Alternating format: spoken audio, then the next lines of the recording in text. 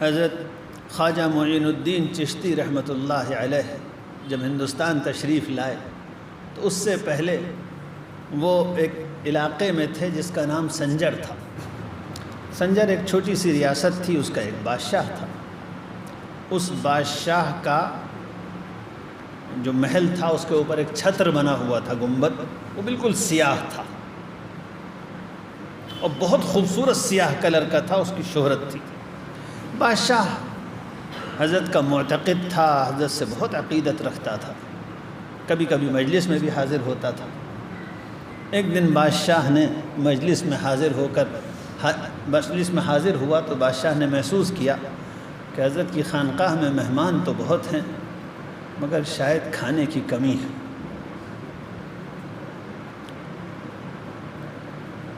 بادشاہ نے تنہائی میں بڑی لجاجت سے عرض کیا، حضرت ریاست سے خانقاہ کے لیے کچھ وظیفہ طے کر دیا جائے تاکہ آپ کے خدمت میں جو لوگ اپنی تربیت کے لیے آتے ہیں ان کو ذرا سہولت ہو جایا کرے، آپ کو بھی سہولت ہو، آپ بھی پریشانی میں رہتے ہیں۔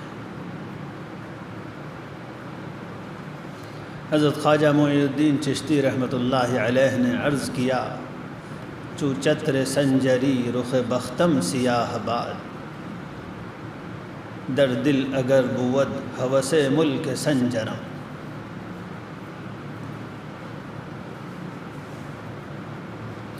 زاں گہ کے یافتم خبر از ملک نیم شب،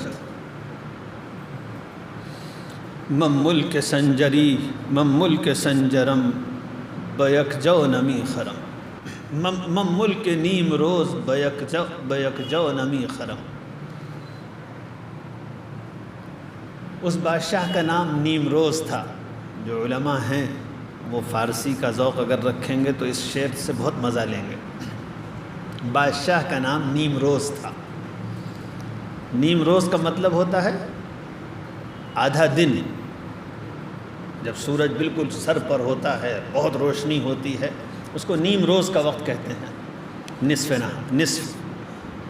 نصف النہار جسے عربی میں کہتے ہیں، اس کا نام نیم روز تھا۔ تو حضرت نے فرمایا، چوں چتر سنجری رخ بختم سیاہ باد، گر دل اگر بود ہوس ملک سنجرم۔ اگر میرے دل میں سنجر کی بادشاہت کی ذرا سی بھی ہوس ہو تو میرا نصیب سنجر کے چھتر کی طریقے سے کالا ہو جائے۔ اس کا چھتر کالا تھا، میرا نصیب سیاہ ہو جائے اگر بادشاہت کی ذرا سی بھی طلب ہو۔ اور پھر فرمایا، زاں گہ کے یافتم خبر از ملک نیم شب، جب سے نیم شب کی لذت ملی ہے، نیم روز کی میرے نزدیک کوئی حیثیت نہیں بچی ہے۔ نیم شب آدھی رات، جب سے نیم شب کی لذت ملی ہے، جب سے تہجد کا مزہ آیا ہے، تو اب نیم روز کی بادشاہ کی کیا اہمیت بچی۔ یہ کہہ کر بادشاہ سے معذرت کر دی کہ ہم لوگوں کو تو اسی حال میں رہنے دیجیے۔ میں دین لوں گا، میں دین لوں گا، نہ لوں گا میں دین ہارے دنیا۔